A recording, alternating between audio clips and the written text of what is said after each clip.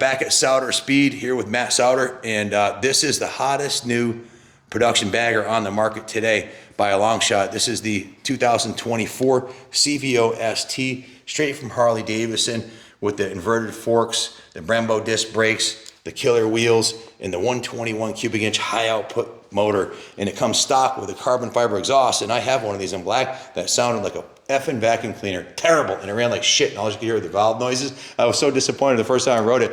I drove it directly back to the shop and parked it and called Matt. Said, Matt, can you help? And he said, yes absolutely. Sir. So Matt, we put the Screaming Eagle tuner in mine and a Thunderheader, and it was putting down 128 at the rear wheel.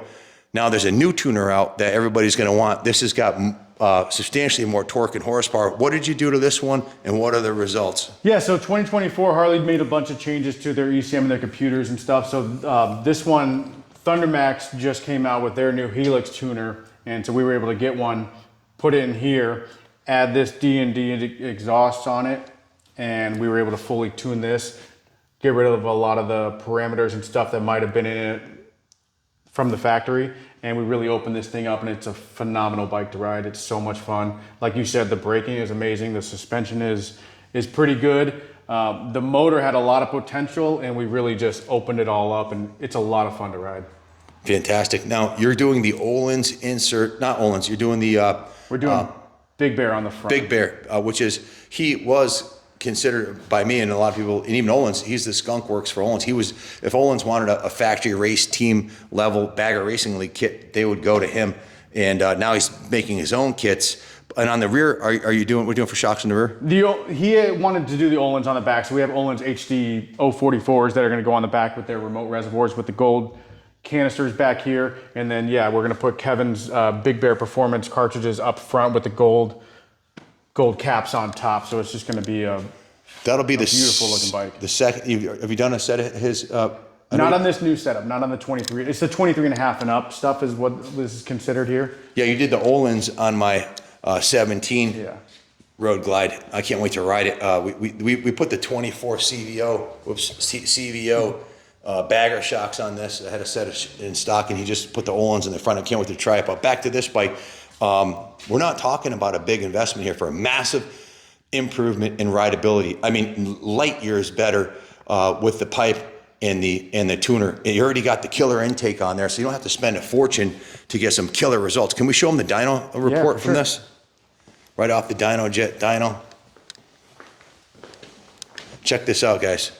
What are we seeing here, Matt? So as you can see, we brought this bike in right off the showroom floor. I think this bike had 150 miles on it. We did some break-in work on it to get the motor ready to go, and didn't touch the exhaust or the tuner or anything, and it put down the 118 horse, 136 torque, which again is still really, really good for a factory production, completely untouched bike.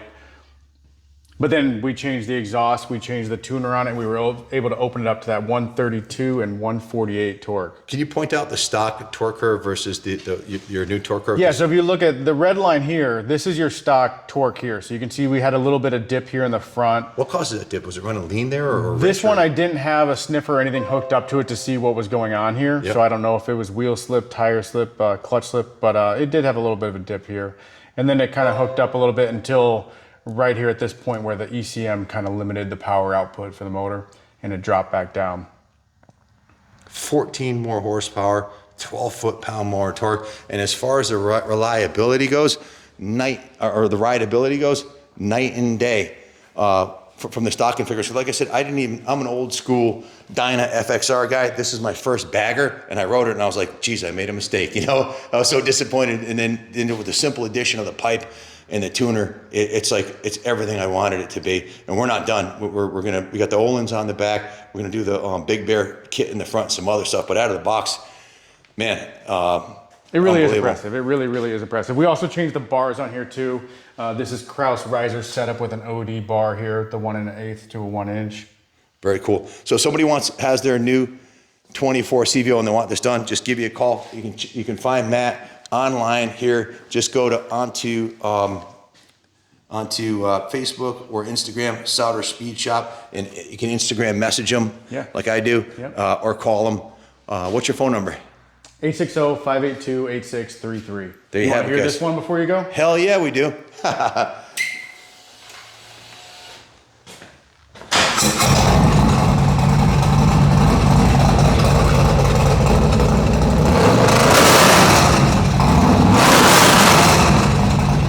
Music to my ears. That is one badass ride. Fantastic. Hey, Great thanks. Great bike, Harley. Good job. Right out of the box. Yes. Thanks for sharing this with us. Thanks for watching, everybody. And as always, God bless. United States of America.